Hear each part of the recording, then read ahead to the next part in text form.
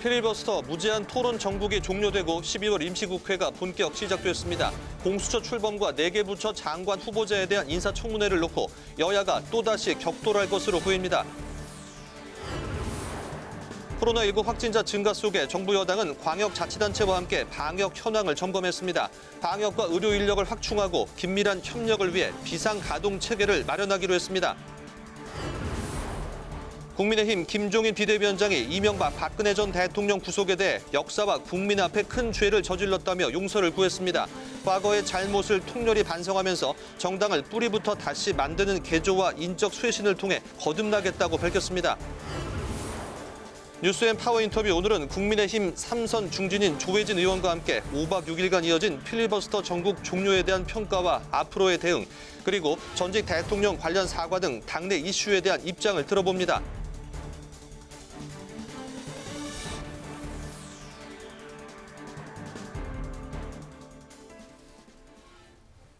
안녕하십니까. 12월 15일 의정 종합뉴스 뉴스엔 시작합니다.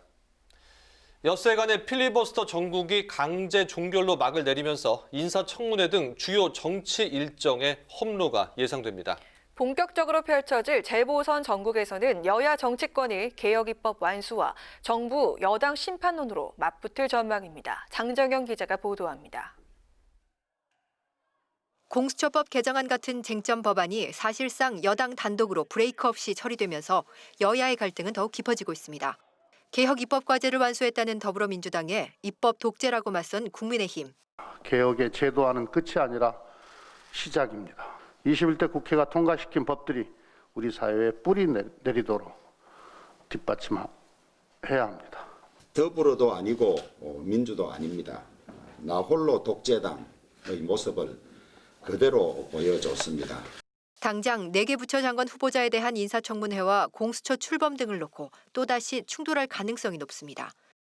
특히 다음 주 인사청문 전국을 앞두고 민주당은 4개 부처 장관 후보자가 적임자임을 강조하며 야당의 정치 공세를 차단한다는 방침이지만 국민의힘은 집값 폭등을 불러온 현 정부의 무능과 코드 인사 등을 부각시킬 계획입니다. 내년 초 출범할 것으로 전망되는 공수처와 검찰 개혁은 여전히 연말 전국을 뒤흔들 수 있는 요인입니다. 공수처법 개정으로 야당의 비토권이 사라진 공수처장 후보 추천위는 이르면 이번 주 후보자 의결 절차에 돌입할 예정인데 국민의힘은 공수처 출범까지 절차의 문제점을 지적할 것으로 보여 진통은 계속될 전망입니다. 이 정권의 음습한 범죄들을 묻어버릴 매립지를 깊게 판 것입니다.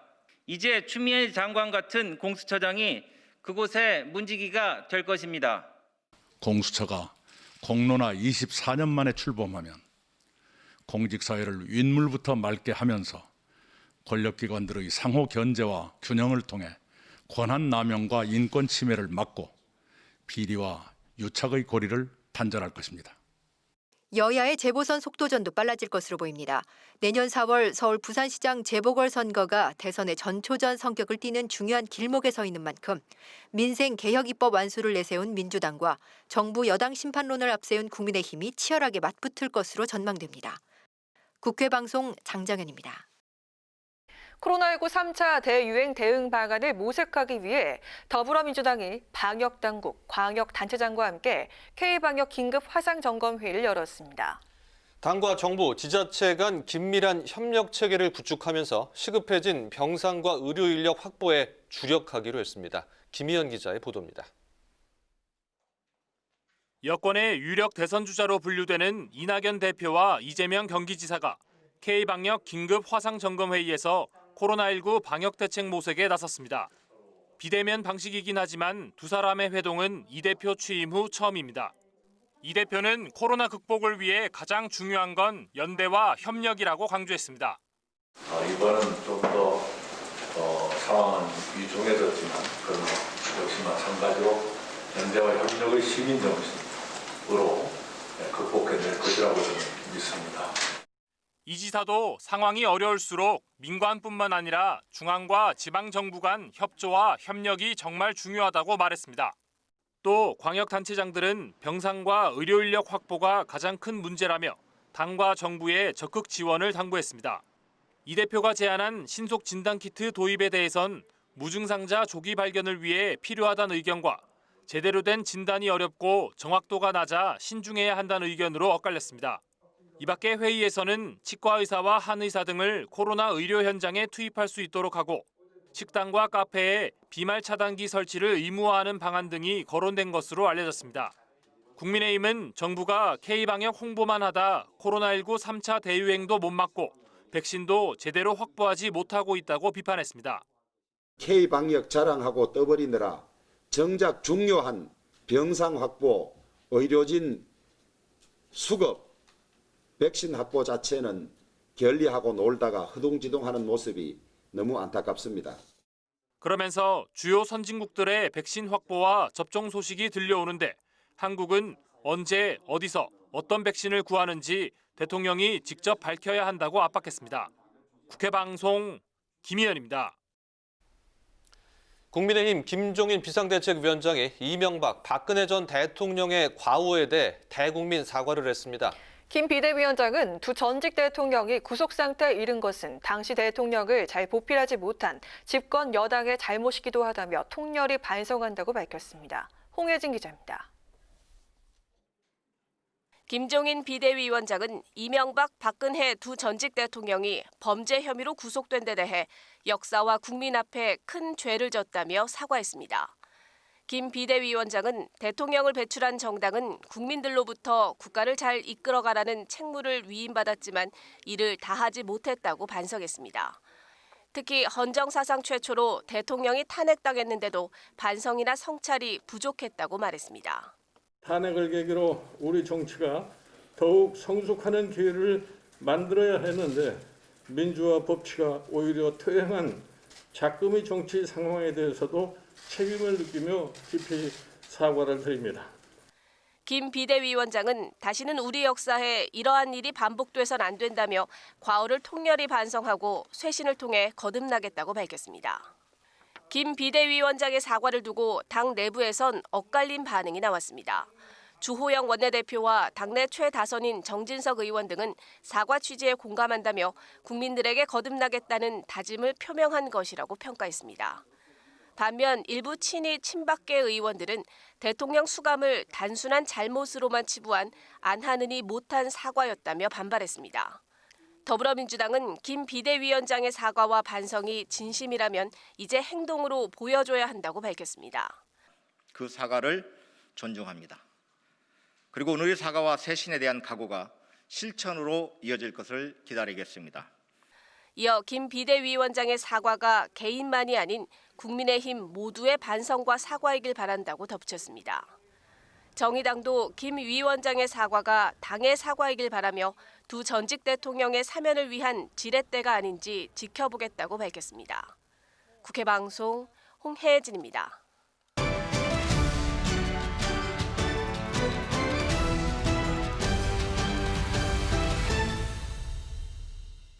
이슈 분석 한도영 기자와 함께합니다. 어서 오세요. 어서 오세요. 네, 지난 9일부터 엿새간 이어진 필리버스터 전국이 어제 마무리됐습니다. 새로운 기록들이 많이 나왔죠? 네, 그렇습니다. 2012년에 이 국회 선진화법이 도입된 이후에 이 표결에 의해서 필리버스터가 종료되기는 이번이 처음입니다. 네. 이 민주당은 국정원법에 이어서 남북관계법까지 이 두 차례 필리버스터 강제 종료 기록을 이번에 세우게 됐습니다. 이 민주당이 필리버스터를 저지할 수 있는 180석에 아주 가까운 174석이라는 거대 여당이었기 때문에 가능했던 일입니다. 그리고 이 개별 의원 필리버스터 최장 기록도 있습니다. 국민의힘 윤희숙 의원인데요. 이 국정원법 개정안 반대 필리버스터에서 이 헌정사상 최장 기록을 갈아치웠습니다. 네, 이전 기록은 2016년 테러방지법 필리버스터에서 이 민주당 이종걸 전 의원이 세운 12시간 31분인데 윤 의원은 이번에 15분 정도 더 긴 이 12시간 47분을 기록했습니다. 네. 그리고 이번 필리버스터 전국에선 기록이 하나 추가될 수도 있었습니다. 이 단일 법안에 대한 필리버스터 최장 기간입니다. 당초 민주당은 이 국민의힘이 꺼내든 필리버스터 카드에 강제 종료는 없다, 발언권을 충분히 주겠다는 입장을 보였는데요. 이에 국민의힘 초선 의원 58명 전원이 이 필리버스터에 나서겠다고 나오면서 12월 임시국회가 끝나는 1월 8일까지 가는 게 아니냐, 이런 전망까지 나왔습니다. 그렇게 된다면 기존 기록을 갈아치우는 상황이 가능했는데 결국 민주당이 강제 종료 카드를 꺼내 들면서 이 단일 법안 역대 최장 기록을 세우진 못했습니다. 참고로 지금까지 기록은 이 테러방지법 처리 당시 민주당이 세웠던 192시간, 일자로 따지면 약 8일입니다. 네, 이번 필리버스터에는 민주당에서 9명, 국민의힘에서 12명 이렇게 총 21명의 의원들이 참여를 했는데 논란이 된 발언들도 많았죠. 네, 그렇습니다. 이 여야 모두에서 나왔는데요. 먼저 민주당 쪽을 보면 이 송영길 의원, 이 북한이 미국 위협 속에서 핵을 개발할 수밖에 없는 상황이다 이렇게 발언을 했고, 네. 이 야당에선 북한 외교관이냐, 이 북한 도발 행위에 면죄부를 주는 꼴이다 즉각 반발했습니다. 이 관련 발언 함께 보시겠습니다. 자기들은 5,000개가 넘는 핵무기를 가지고 해마다 핵무기 전달 수산을 발전시키고 어떻게 북한, 이란에 대해서 핵을 가지지 말라고 강요할 수가 있습니까, 여러분? 상식적으로 생각할 때. 네, 그리고 홍익표 의원은 이 법조기자단 해체 발언으로 도마에 올랐습니다. 이 가입 절차를 거쳐야 하는 법조기자단을 해체하고 어떤 기자든 들어와선 취재할 수 있도록 해라 이렇게 요구한 건데, 야당에선 언론을 이 독재 선전장으로 만들겠다는 압박성 발언이라고 비판했습니다. 이 발언도 함께 보시겠습니다. 법조기자단 계속 유지하면 한겨레, 경향 그리고 MBC, KBS도 검찰개혁의 의지가 없는 것으로 보일 수 있습니다. 의지가 있다는 걸 보여주세요. 그걸로. 국민의힘 의원들의 실언도 있었는데요. 먼저 이철규 의원 아녀자 발언이 있었습니다. 사전에 따르면 아녀자는 이 여자를 낮잡아 이르는 말인데, 경찰이 우수한 치안 서비스를 제공했다고 설명하면서 이 단어를 사용했습니다. 또 김웅 의원은 이 성폭력 범죄는 충동에 의해서 이루어지고 그 충동의 대부분은 스트레스 탓이라는 취지의 언급을 했다가 여당에서 성범죄 인식이 충격적이다 비판하자 곧 사과했습니다. 네. 야당 의원들의 논란이 됐던 발언 연속해서 보시겠습니다. 이 지구상 어디에도 밤거리를 아녀자가 마음대로 활보할 수 있는 나라가 별로 없습니다. 성폭력 범죄라는 건 충동에 의해서 이루어지는 것이고, 그 충동이 대부분 스트레스가 많이 쌓여서 그 스트레스가 폭발하는 경우가 많습니다. 그리고 이번 필리버스터에선 이 작년 선거법 개정안 필리버스터에 이어 이 기저귀가 다시 등장하기도 했습니다. 이 공수처법 개정안에 대한 필리버스터 첫 주자 이 국민의힘 김기현 의원인데, 당초 10시간이 넘는 토론을 예상하면서 기저귀를 준비했다고 합니다. 다만 여야 지도부가 이 필리버스터 걸리지 않는 법안부터 우선 처리하기로 합의하면서 시간이 많이 줄었고요. 김 의원의 무대는 3시간 만에 끝이 났습니다. 네, 이번 필리버스터에서 가장 많은 주목을 받은 의원이라면 앞서 한 기자도 언급을 했지만 이 최장 기록을 세운 국민의힘 윤희숙 의원이다 이렇게 볼 수 있겠죠? 네, 그렇습니다. 윤희숙은 이 최장 기록을 세웠고, 그리고 국정원법, 그리고 남북관계 발전법, 그리고 5.18 역사왜곡 처벌법 이 세 법을 이 닥쳐 3법이라고 통칭하면서 나라가 뒤로 가고 있다 강도 높게 비판했습니다. 네. 이 주목을 많이 받은 만큼 여야 반응은 명확하게 엇갈렸는데요. 이 국민의힘은 이 동료 다수 의원들이 칭찬하고 나섰습니다. 이 김병욱 의원은 문정권이 무너뜨린 민주주의를 분석하면서 나아갈 길을 밝혔다. 최영두 의원은 이 단락마다 특강 교재로 쓸 수 있을 정도 이렇게 극찬을 했고요. 박수현 의원은 철의 여인이라고 평가했습니다. 반면 민주당 박진영 상근 부대변인은 이 국민을 가르치고 싶은 거냐, 국회는 필리버스터 이 기록 깨기 게임을 하는 곳이 아니다 혹평을 했습니다. 네, 잘 들었습니다. 이슈 분석 한도영 기자와 함께했습니다. 수고했습니다. 수고하셨습니다. 정의당이 철야 단식 농성까지 이어가며 연내 법 제정 필요성에 목소리를 높이고 있는 중대재해기업처벌법. 여야가 조만간 입법 논의에 나설 것으로 보입니다. 중대재해를 막기 위한 법 제정 필요성에 여야 모두 공감하고 있는데 처벌 부분과 유예기간 같은 강론에서는 아직 여야 이견이 존재합니다. 보도에 강민지 기자입니다. 영하로 떨어진 한파에도 산업재해 유가족들이 국회에서 닷새째 단식 농성을 이어가고 있습니다. 정의당 강은미 원내대표와 함께 고 김용균 씨 어머니인 김미숙 김용균 재단 이사장 등 산업재해로 가족을 잃은 유가족들입니다. 저와 당친 철야 농성을 이어가고 있는 고 김용균 씨의 어머니 김미숙 이사장님은 생전 단식이 처음이라고 합니다.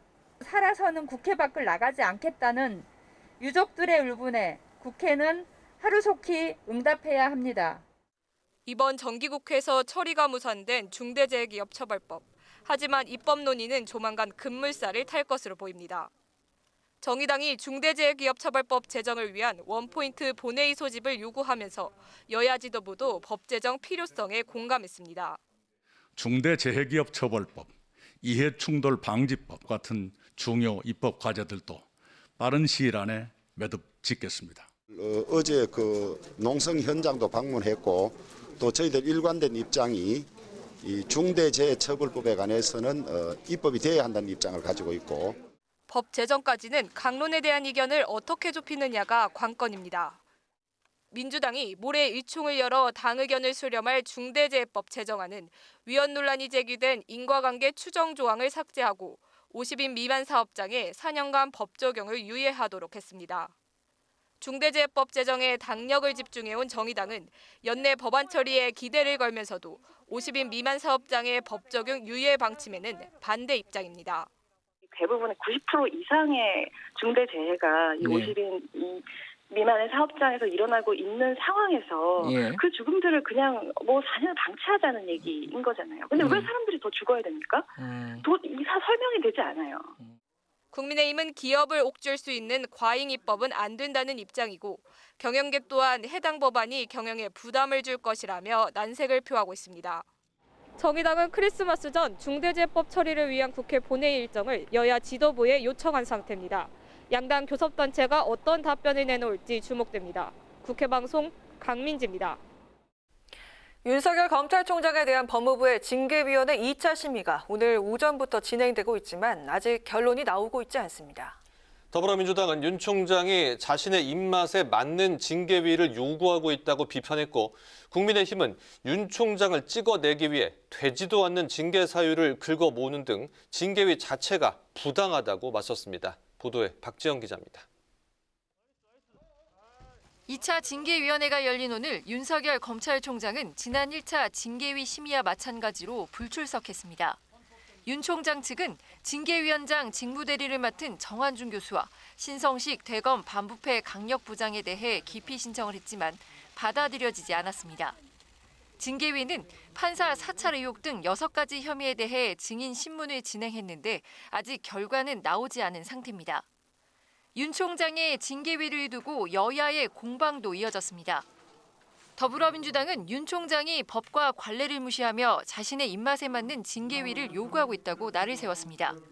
징계위 구성과 절차에 문제가 없는데도 윤 총장 측이 이의 제기를 하며 징계위 진행을 방해하는 건 검찰 쿠데타와 다름없는 행위라고 맹비난했습니다. 윤 총장은 공무원으로서의 본분을 되새기고 징계의 무력화 시도를 즉각 중단해야 합니다. 반면 국민의힘은 윤 총장을 쫓아내기 위해 추미애 법무부 장관과 정권이 최후의 몸부림을 치고 있다고 비판했습니다.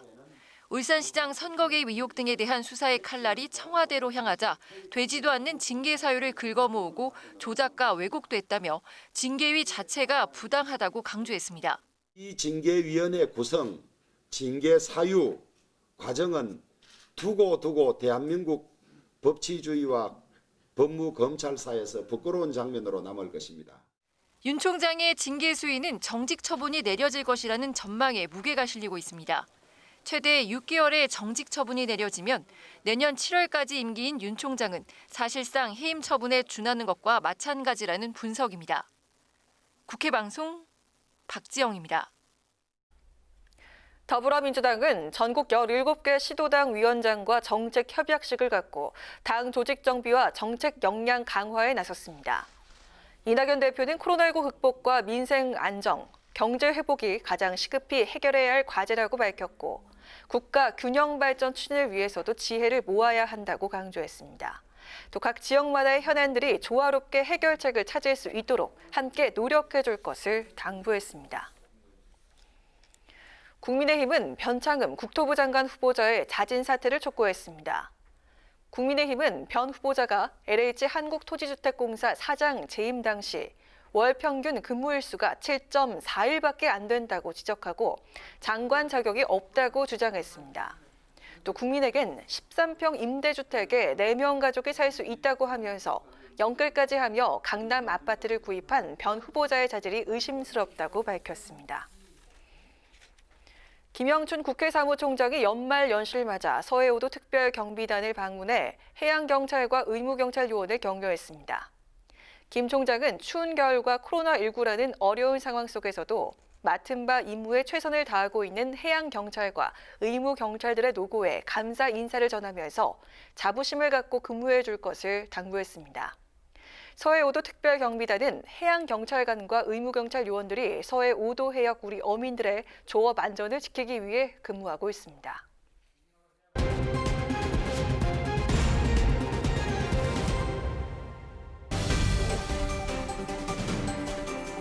사람들의 시선을 끈 오늘의 정치 뉴스, 강아랑의 정치톡 시간입니다. 12월 15일 첫 번째 정치톡 만나보시죠. 5박 6일, 장장 89시간 5분 동안 이어졌던 필리버스터 전국이 어제로 종료됐지만 여야의 신경전은 여전히 계속되고 있습니다. 특히 제1야당인 국민의힘은 정부 여당에 대한 공세를 늦추지 않고 있는데요. 오늘 주호영 원내대표는 문재인 대통령을 향해서 자다가 봉창 두드린다며 강도 높게 비판했다고 합니다. 어떤 이유일까요? 이런 위기 상황인데도 문재인 대통령은 어제 주가 3천 시대 개막에 대한 희망적인 전망이 나온다고까지 전혀 상황에 맞지 않는 말씀을 하셨습니다. 대통령이 자다가 봉창 두드리는 소리 하신다고 아마 국민들이 느끼실 겁니다. 오늘 아침 당회의를 주재한 국민의힘 주호영 원내대표는 어제 문 대통령이 코스피 지수 3000시대를 언급한 것과 관련해서 자다가 봉창 두드리는 소리 한다고 국민이 느낄 것이라며 직격탄을 날렸습니다. 문 대통령은 어제 청와대 수석 보좌관 회의에서 코로나 확산과 방역 강화로 내수와 소비가 급격히 위축되는 어려운 상황에서도 한국의 거시경제가 좋은 흐름을 보이고 있어 다행이라며 주가 3000시대 개막에 대한 희망적인 전망까지 나오고 있다고 언급했는데요. 주 원내대표는 희망적인 전망이 나온다고 코로나19 불안이 없어지고 떨어질 대로 떨어진 경제 상황이 회복된다고 보는 사람은 아무도 없을 것이라며 대통령이 도대체 현실 인식을 제대로 하는지, 누가 대통령 말씀 자료를 써주고 체크 없이 읽는지 걱정이 태산이라고 지적했습니다. 문 대통령의 주가 3천 발언에 대해서는 주호영 원내대표뿐 아니라 국민의힘 경제 전문가인 유승민, 이해운 전 의원도 일제히 비판에 나섰습니다. 현재 주가 상승세나 거시경제가 좋은 게 아니라 위험한 상황이란 건데요. 대통령의 희망적인 전망과 야권의 위험성 경고, 국민들은 과연 어느 쪽을 향해 귀를 더 열게 될까요? 이어서 오늘의 두 번째 정치톡입니다. 어제 남북관계 발전법 개정안을 끝으로 입법과제를 마무리한 여당은 코로나19 대응과 함께 내년 보궐선거 준비에 시동을 거는 모습입니다. 서울시장 선거의 경우에는 현재 민주당에서는 우상호 의원이 가장 먼저 출마를 공식 선언한 상황인데요. 의원은 오늘 자신이 대통령감이 아닌 서울시장감이다 이렇게 언급해서 눈길을 끌었습니다. 정치인이 원래 그래야 됩니다. 요거 하다 안 되면 저거 하고 저거 하다 안 되면 요거 하고 이렇게 해오는 모습이 저는 오히려 더 바람직하지 않다고 보거든요. 그러니까 저는 저의 정치적 목표의 마지막 종착점이 서울시장이다. 아예 그럼 대선 불출마 선언을 미리 하시는 거예요? 저는 대통령감이 아닙니다. 저는 서울시장감입니다. 오늘 아침 라디오 방송에 출연한 민주당 우상호 의원은 자신의 정치적인 목표가 서울시장임을 강조하며 대통령이 아닌 서울시장으로 최적화되고 준비된 사람이라고 밝혔습니다. 지난 13일 여권 인사로는 처음으로 서울시장 보궐선거 출마를 공식 선언했을 때 마지막 정치적 도전이라고 했던 발언을 다시 한번 언급한 겁니다. 의원은 당시 기자회견에서 다음 국회의원 선거에 불출마하고 이번 선거에 모든 것을 걸겠다면서 사실상 서울시장 선거에 올인할 뜻을 내비쳤습니다. 오늘도 서울시장이 마지막 종착점임을 강조한 의원은 여권의 잠재적 후보로 거론되는 박영선 장관과 박주민 의원의 출마 여부에 대해서는 잘 모르겠다며 조심스러운 입장을 보였는데요. 야권의 가장 강력한 경쟁자로는 나경원 전 의원을 꼽았고요. 가장 마음에 걸리는 인물로는 탈당한 금태섭 전 의원을 거론하면서 출마를 안 했으면 좋겠다고 밝혔습니다. 오늘 민주당의 서울시장 보궐선거 기획단은 내년 설 연휴 전까지 후보를 확정하기로 가닥을 잡았다고 하죠. 자신이 바로 서울시장감이라는 의원에 이어서 또 누가 여당의 후보로 도전장을 내밀지 지켜봐야겠습니다. 지금까지 강아랑의 정치톡이었습니다.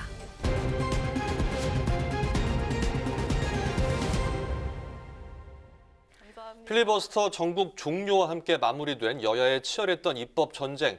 이 여당의 평가와 또 앞으로의 계획은 무엇인지 더불어민주당 박성현 상근 부대변인 전화 연결해서 자세한 내용 알아보겠습니다.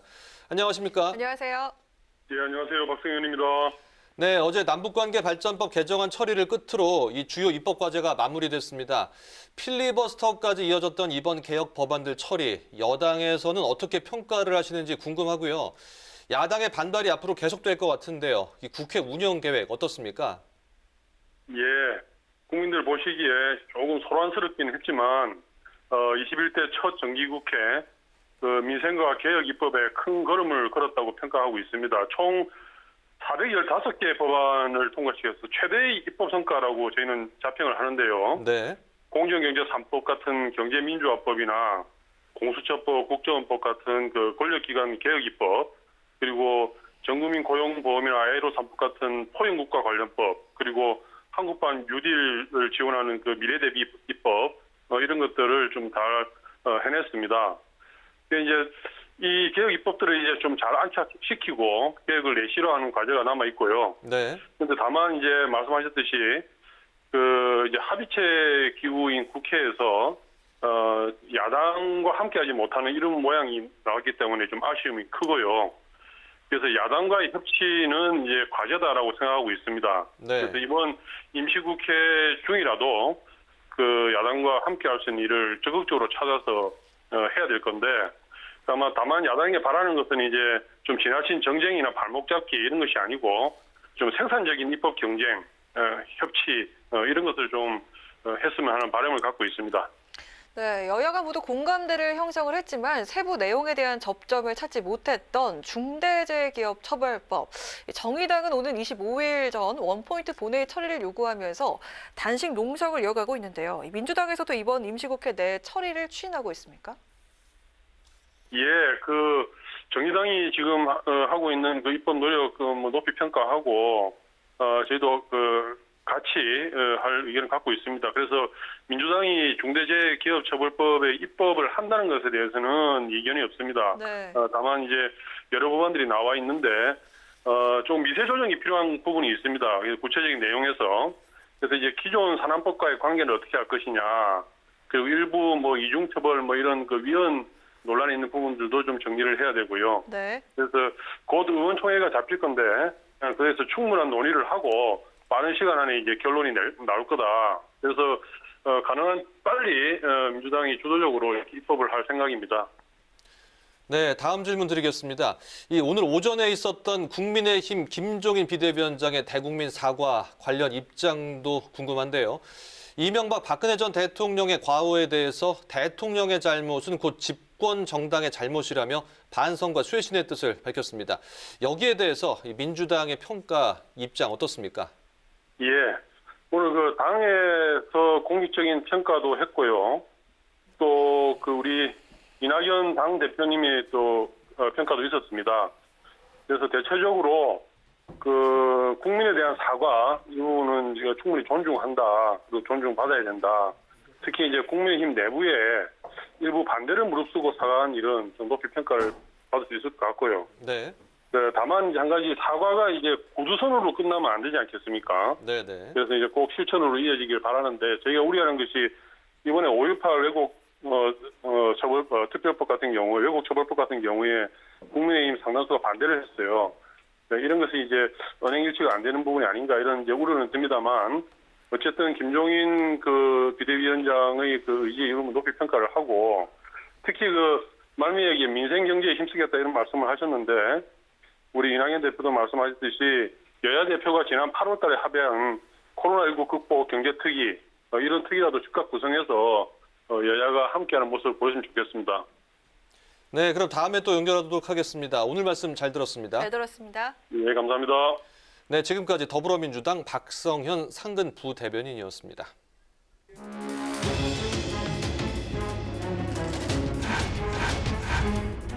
가결되었음을 선포합니다.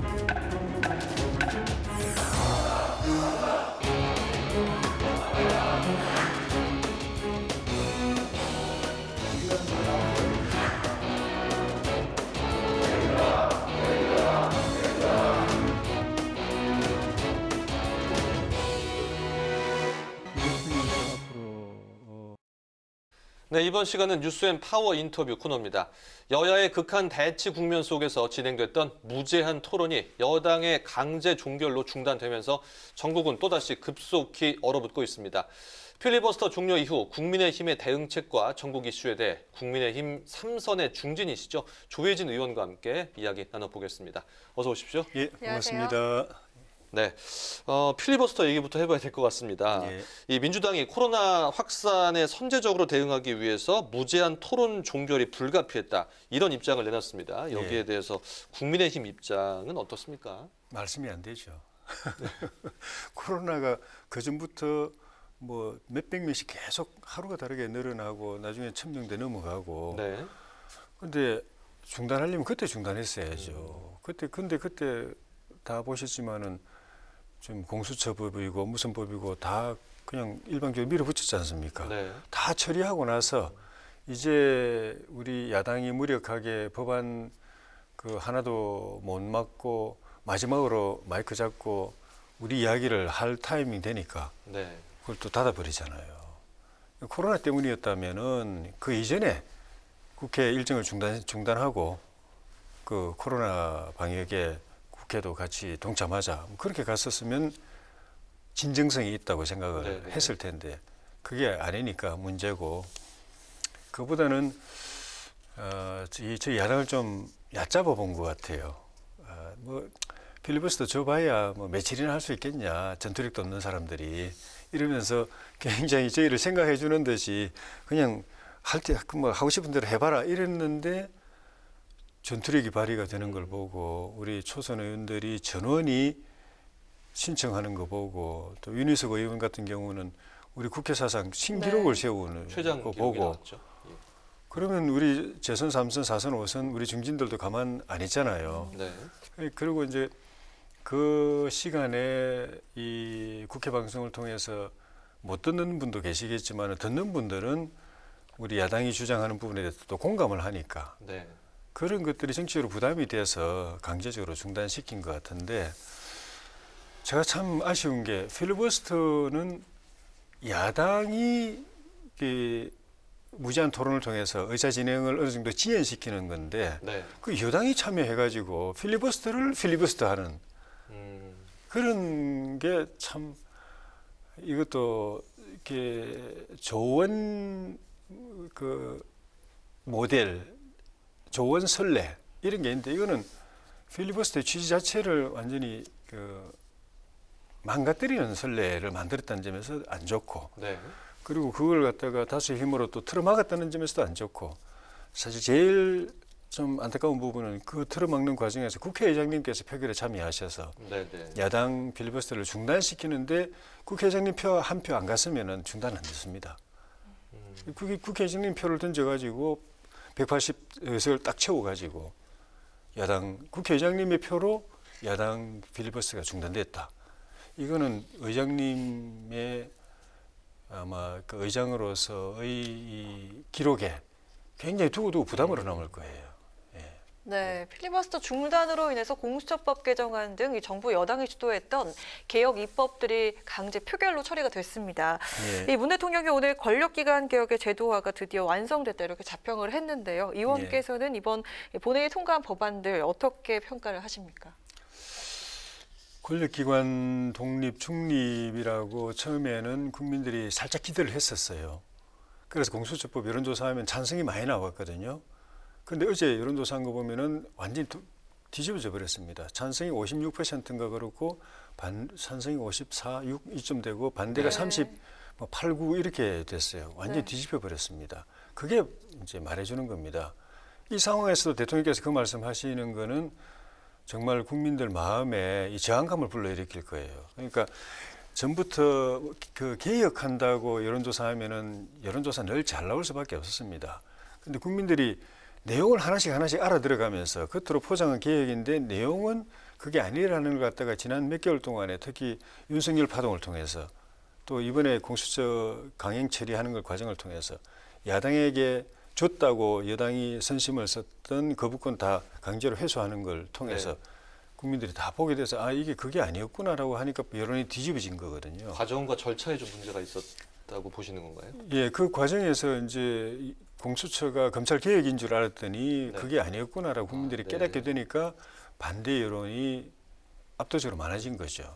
그 상황에서는 대통령께서 이렇게 말씀하실 게 아니고 공수처가 이렇게 좀 여당의 일방 처리로 통과했지만은 야당이 반대가 심하고 국민들도 걱정하시는 분들이 많으니까 이걸 이제 사후로라도 정말 독립성과 중립성이 보장된 수사기관이 될 수 있도록 우리가 보완을 같이 머리를 맞대고 그렇게 의논해가면서 보완을 해 나가겠다. 그런 의지를 보여주셨으면 국민들이 아마 고개에 끄덕거리셨을 텐데 정치 중립 독립이 완성됐다 이러시니까 그 대통령께서 인기 얻을 발언 아니에요. 네, 이 부분에 대해서 하나 더 여쭙고 싶은데요. 문 대통령이 공수처가 일찍 출범을 했더라면 국정농단은 없었을지도 모른다. 그리고 국민의힘 전신인 한나라당에서도 공수처를 2004년에 총선 공약으로 약속을 했었는데 지금 반대하는 이유를 모르겠다. 이렇게 말을 했는데요. 어떻게 보십니까? 공수처 이전에 대통령 권력을 감시하는 기구로 특별감찰관 제도가 있었습니다. 박근혜 대통령 때 도입한 제도가 있었습니다.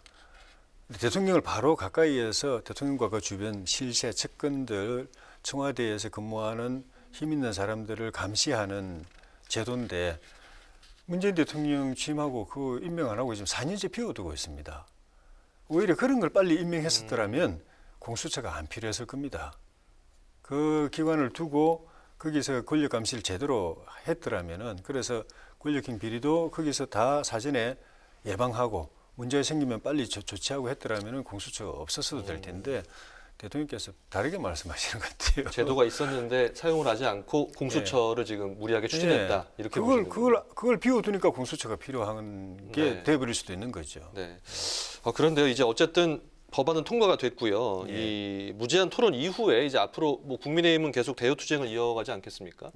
그런데 지금 코로나 시국이기도 하고 또 장애투쟁도 사실 쉽지는 않은 상황인데요. 앞으로 어떻게 좀 투쟁을 이어나갈 계획이신지 좀 궁금합니다. 뾰족한 수가 없어요.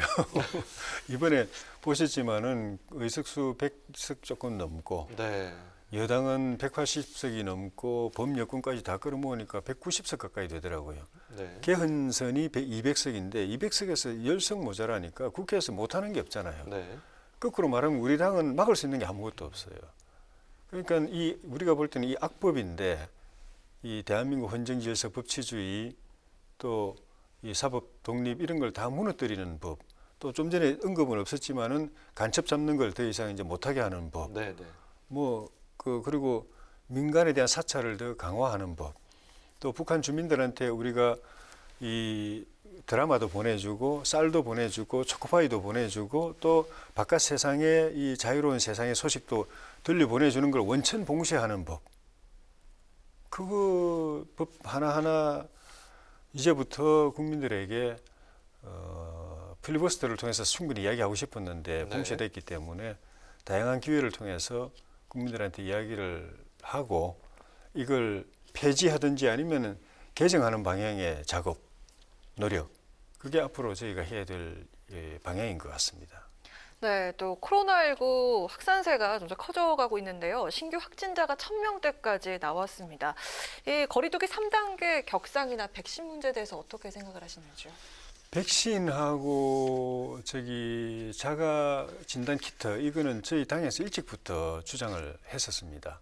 자가 진단 키트 만들어서 개별적으로 진단할 수 있게 공급하자고 한 거는 조호영 원내대표가 당 대표 연설할 때 제시를 했었고, 백신 빨리 우리가 선제적으로 확보해야 된다. 빨리 정부가 예산 마련하고 해외 제약사들하고 계약 체계를 나서야 된다고 이야기했는데 정부가 미적거렸습니다.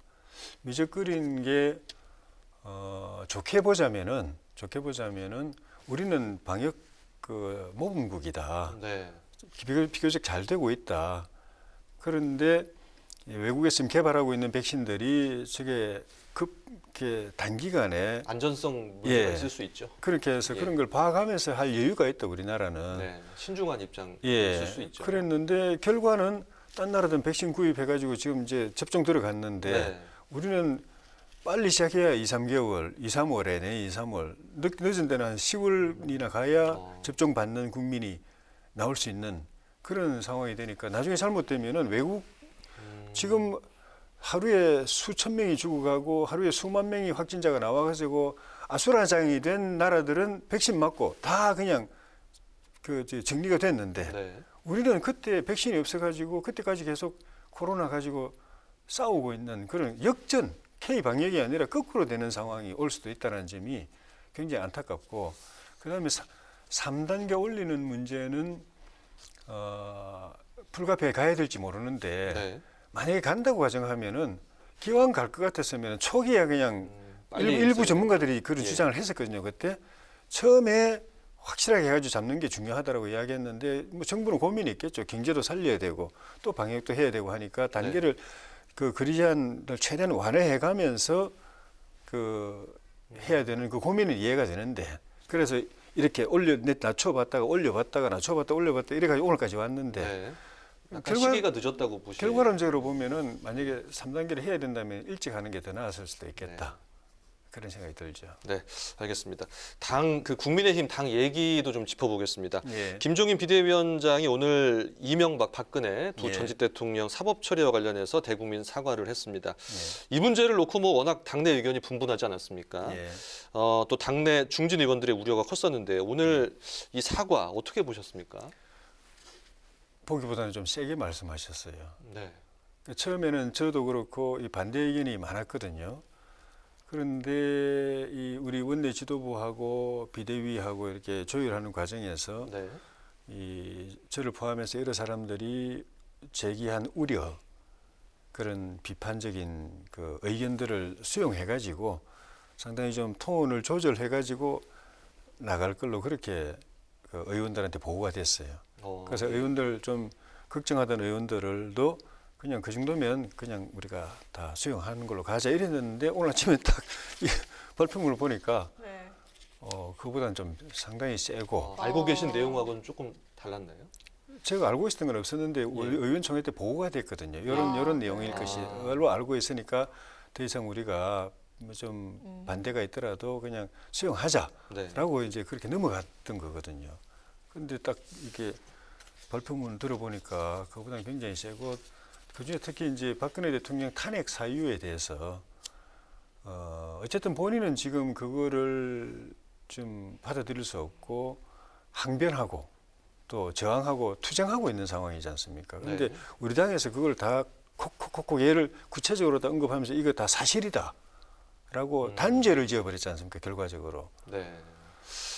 그게 박 전 대통령 본인은 물론이고 박 전 대통령 입장을 좀 이해하는 우리 당내 의원들이나 또 바깥에 우리 당원들이 볼 때 이게 새로운 분란의 불씨는 되지 않을는지 그런 염려가 드는데 저는 개인적으로는 뭐 그렇다 하더라도 여기서 그냥 매듭을 지었으면 좋겠어요. 네. 더 이상 이거 가지고 뭐 너무 심했다 또는 안 했다 왜 그렇게 말했느냐 어쩌냐 이렇게 당내에서 논란하지 말고 딱 매듭 짓고 이렇게 넘어가는 게 당에 도움이 안 되겠는가. 그래서 저도 더 이상 말 안 하려고 그럽니다. 네. 김종인 위원장과는 좀 결이 다른데요. 김종인 위원장의 사과는 좀 다른 결인데요. 주호영 원내대표는 반문연대 나섰습니다. 일정 어떻습니까? 주호영 원내대표 생각을 제가 100%는 모르겠지만은 아마도 이건 그 태극기 부대라든지 무슨 뭐 단 보수 연대, 우파 연대가 아니고 지금 정부가 잘못됐고 문제가 많고 나라가 잘못 가고 있고 이걸 바로 잡아야 된다. 그러기 위해서 그런 생각을 나라 걱정하는 사람들이 다 뜻을 모아가지고 내년 보궐선거 때도 이기도록 해야 되고 대선 때 승리해서 정권을 되찾아오도록 해야 된다라는 생각을 가진 분들 그런 분이라면은 보수든 중도든 일부 진보든 진보 진영에서도 지금 지금 정부에 대해서 이거 아니다라고 돌아서는 분들이 많으니까 그런 거 다 초월해서 다 하나로 힘을 모으자. 그래서 제정당 사회단체 연대회의라고 이제 본인이 들었던 것 같아요. 그렇게 그런 제안을 받아서 그런 취지면 같이 할 수 있죠. 저도 그렇게 동의하니까. 그래서 근데 이 모임이 과연 그런 모임이냐 아니면은 그냥 보수 모임이냐 중도나 진보는 참여하지 못하는 예를 들면 안철수 대표 같은 경우는 지금 참여를 안 한다고 들었지 않습니까? 본인 이름이 동의를 안 했는데 거기 들어갔다라고 하는 거 보면 참여 안 하겠다는 뜻인데 거기는 스탠스가 약간 중도적인 건데 그리고 지금 예를 들면 진중권 교수라든가 뭐 서민 교수라든가 이런 분들은 진보 진영이지만 이 정부 문재인 정부 문제가 있다고 생각하는 사람들 바꿔야 된다고 생각하는 분들은 거기 또 참여하기 어려울 수도 있거든요. 그래 되면은 당초 이야기했던 거하고 좀 달라지는 셈이 돼서 네. 당내에서 논란이 있을 거고 안 그래도 지금 논란이 있습니다. 지금 어제 의총에서도 문제제기가 있었는데 그러면 참여할지 말지를 놓고 주호영 원내대표나 당내 논의가 좀 뜨거워질 가능성이 있습니다. 다시 말씀드리면 진짜 진보의 일부 중도까지 다 포함되는 연대 세력이 모이면 당내 이견이 별로 없을 겁니다. 우리가 참여된다 할 텐데 그게 아니면 고민이 있을 것 같아요. 외연 확장의 범위를 좀 어디까지 봐야 될까 좀 이것이 고민일 것 같은데. 저희는 당연히 중도, 개혁적 진보까지 다 함께하고 싶은 입장인데 그 그릇을 잘 만들면 다 들어오지만 잘 못 만들면은 안 들어오거든요. 안 들어오면 외연 확장이 안 되고 우리끼리 모이는 모임이 돼버리기 때문에 그러면 굳이 거기 갈 필요 없다는 이야기를 하는 분들이 당내에서 나올 수가 있어서 좀 논의가 필요할 것 같습니다. 네, 알겠습니다. 다음 현안 하나 짚어보겠습니다. 윤석열 총장에 대한 그 징계위가 지금 이루어지고 있는 것으로 알고 있는데요. 오늘 그 징계의 여부나 수위 어떻게 좀 전망을 하시나요? 좀 진통이 있는 것 같습니다. 오늘 중으로 결론이 안 날 가능성도 있고 오늘 결론이 나든 이후에 결론이 나든 당초에 이 징계위 또는 또 추미애 장관 또는 법여권에서 추진했던 거는 해임인데 해임 지금 분위기로 보면 해임은 어려울 가능성이 있어 보입니다. 해임을 시키거나 아니면 면직을 시켰을 때 오는 이 민심의 역풍이 이 정권으로서는 굉장히 감당하기 어려운 수준일 수가 있고 그래서 좀 절충점으로 정직 정도가 이야기가 나오는데 정직은 최대한 6개월이거든요. 6개월부터 그 밑에 쭉 다 있겠죠. 근데 6개월을 하면은 여권 입장에서 볼 때 부담이 되는 게 이게 법원에서 뒤집어질 가능성이 많은 겁니다. 해임이나 마찬가지이기 때문에. 뒤집일 가능성이 있어서 그래서 이제 타협책으로 3개월 이야기가 나오고 있죠. 3개월을 하면은 실질적으로는 석 달 동안 윤 총장이 해임되는 효과를 거두면서 법원에서 이게 안 뒤집어지고 또 여론의 역풍도 좀 적을 거 아니냐라는 이 계산이 법여권 안에서 지금 작동이 되고 있는 것 같아서 그걸로 결론이 날 가능성도 좀 있다고 봅니다. 그렇군요. 알겠습니다. 국민의힘의 삼선 중진 의원이시니까요. 앞으로 활발한 의정 활동 부탁드리고요. 오늘 말씀 잘 들었습니다. 고맙습니다. 고맙습니다. 네, 뉴스엔 파워 인터뷰 지금까지 국민의힘 조혜진 의원과 함께했습니다. 네, 내일까지 한파가 이어질 것으로 예상되는데요. 대부분 지역의 아침 기온이 영하 10도 안팎까지 떨어지겠고 한낮에도 영하권 추위가 이어지겠습니다. 호남 서해안과 제주 산간 지역에는 내일까지 눈이 내리겠습니다. 네, 오늘 뉴스에는 여기까지입니다. 함께해 주신 여러분 고맙습니다.